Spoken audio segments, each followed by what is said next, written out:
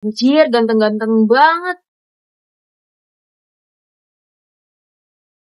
Kok bisa sih dengan bodohnya dia mau jadi korbannya Sister Hong? Malah gak ada yang tahu perbuatannya. Tapi masa dia gak takut gitu loh kalau perbuatannya yang dilakukan ini itu bakalan sampai ke telinga keluarganya.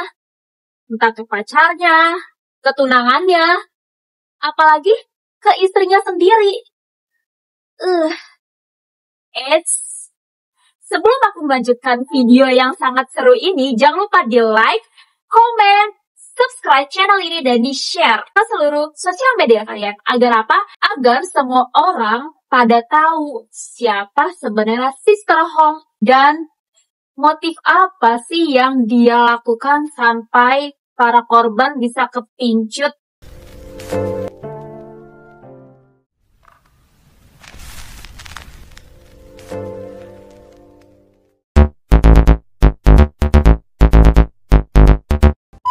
Welcome back to my channel Donat is Natat, and how about you? Hari ini kita bakal ngebahas Detective Explore. Ya udah lama banget aku nggak update dan akhirnya kita bakal membahas mengenai kasus Sister Hong. Seperti apa? Ditonton sampai habis.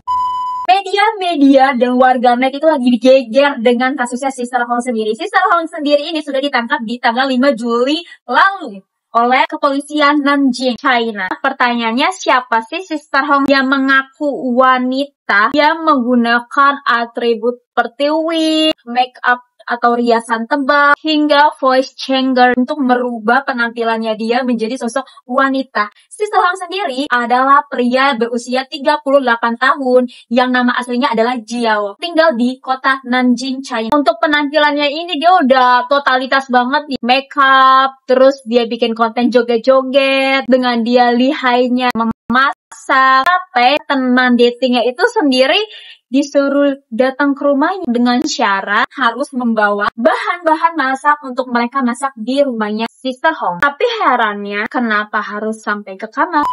Polisi sudah menangkap Jiao, pria berusia 38 tahun ini di Nanjing. Untuk menutupi identitas aslinya, dia harus memakai wig, riasan tebal, hingga voice changer untuk menarik perhatian pria heteroseksual atau orientasi seksual yang mengacu pada hubungan romantis dengan lawan jenisnya. Hubungan itu dilakukan Jiao melalui aplikasi dating. Kemudian mereka melakukan hubungan intim yang direkam secara sembunyi-sembunyi oleh Jiao. Wah, gak bisa thinking kalau misalkan kalian datang ke rumah teman terus teman kalian itu ngevideoin ada diri kalian itu secara diam-diam. Ya walaupun gak ngelakuin apa-apa juga kayak serem banget gak sih? Kenapa harus direkam gitu? Ini beda hal dengan CCTV ya. Faktanya, Jiao telah mengaku telah merekam sekitar 1.600 sampai 1.691 rekaman pria dari berbagai suku, bangsa, ras, usia. Untuk memaksimalkan aksinya, dia rela belajar bahasa Inggris agar dia dapat pria dari luar negeri. Orang-orang kayak gini tuh ambisinya itu wah di luar nalar sih. Sampai dia menghalalkan segala cara agar kontennya bisa viral. Ini benar-benar relate sama yang di sekarang ya guys. Jadi apa-apa viral tapi ya maksudnya kayak menghalalkan segala cara untuk melakukan sesuatu perbuatan yang dilarang hukum. Jadi jangan pernah dicontoh di hal sendiri daripada nyesel ke depannya. Next. Sister Hong mengaku jumlah korbannya sudah mencapai 1.691 orang. Ini aneh nih. Namun keterangan dari polisi itu adalah angka yang dilebihkan oleh Sister Hong. Sehingga tim kepolisian masih terus menginvestigasi kasus. Alasan utama kenapa sih Jiao alias Sister Hong sampai membuat video shoot untuk dijual dengan nominal 150 yuan. Ingat, dicatat guys, 150 yuan itu per klik kan, per akses masuk. Jadi itu cuma sekali. Bayangkan, dalam sehari bisa ribuan, puluhan ribu, bisa ratusan, bahkan jutaan.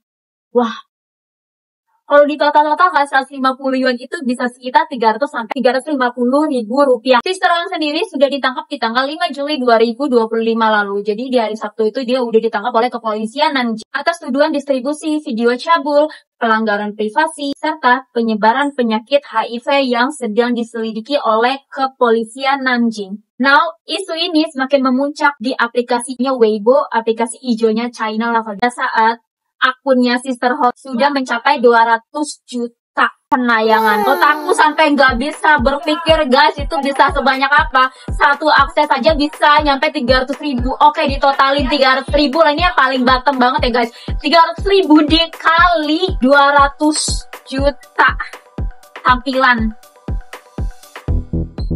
Miliar? Triliun?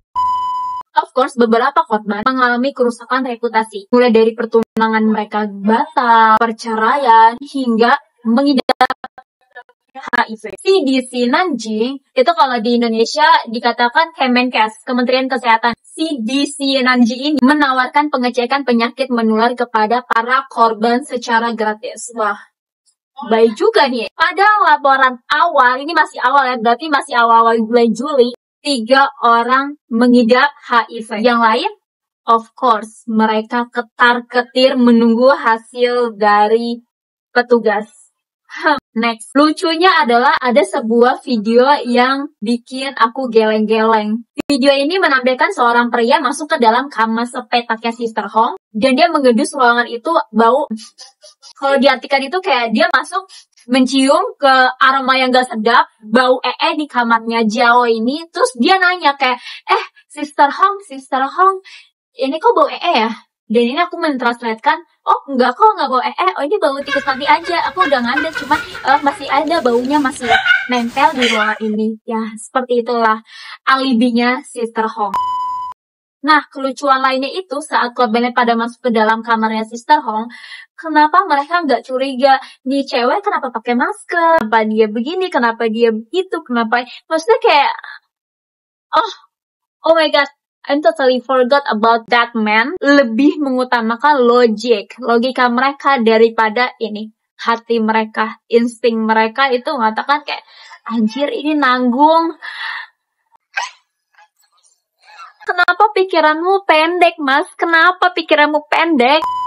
Nah, yang membuat aku gak habis pikir adalah apa sih kelebihan Sister Hong sendiri sampai-sampai korban-korbannya yang cowok tulen itu sampai terjerat oleh kelemah lembutannya dia. I mean, kenapa gak ditonjok gitu? Kenapa gak kabur sekalian gitu? Atau gak lo laporin gitu? Kan bisa gitu. Menurut kalian gimana nih? Apa sih intriknya Sister Hong sampai korban-korbannya yang sejumlah 1.600-an itu bisa sampai mau ngelakuin hal intim ke Sister Hong sendiri?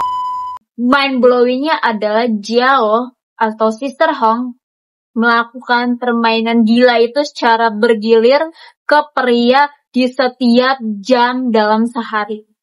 Dan itu berbeda-beda orang. Wah.